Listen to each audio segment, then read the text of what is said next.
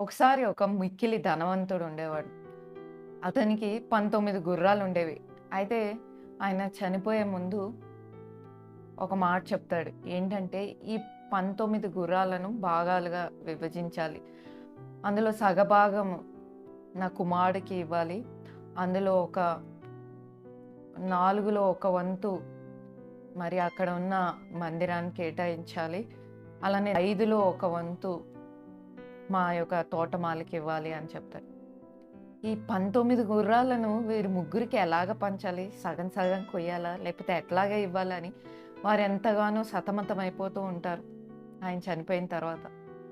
అయితే ఒక జ్ఞాని దగ్గరికెళ్తాడు.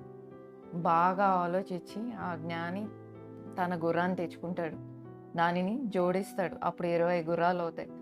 అప్పుడు పంచుతాడు సగభాగం కుమారుడికి, 1/4 వచ్చి ఆయన కేటాయించుకోవాలి అనుకున్న మందిరానికి, ఒక 1/5 వచ్చి తన తోటమాలికని.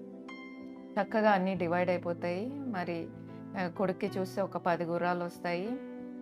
అలానే తన యొక్క మందిరానికి కేటాయించుకున్న ఒక 5 గుర్రాలు, అలానే తోటమాలికి ఒక 4 గుర్రాలొస్తాయి.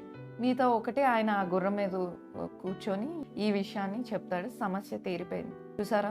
ఆ 19 గుర్రాలను ఎలా పంచాలని వారు సతమతమైపోయారు. ఎప్పుడైతే ఒక్క గుర్రాన్ని వారు జోడించారో సమస్య తీరిపోయింది. ఈ దినాన మనకి పలు సమస్యలొచ్చినా మనల్ని మనమే కొంతమంది సతమతం అయిపోతూ ఉంటాం. ఏంటంటే, మనం దేవుణ్ణి మన యొక్క సమస్యలో ఆ మొదటి స్థానం ఇచ్చేవారుగా లేము. ఎప్పుడైతే దేవుణ్ణి మనం మొదటిగా చేరుస్తామో మన సమస్యల ముందు, అవంతట అవే దేవుడే వాటినికి పరిష్కారాన్ని ఇస్తాడు. సామెతలు 3, 5, 6లో రాయబడి ఉంటుంది. నీ స్వబుద్ధిని ఆధారం చేసుకొనక నీ పూర్ణ హృదయంతో దేవుని యందు నమ్మిక ఉంచుము. నీ ప్రవర్తన అంతటిని ఒప్పుకొనుము. అప్పుడు నీ త్రోవలను సరళము చేయనని రాయబడింది.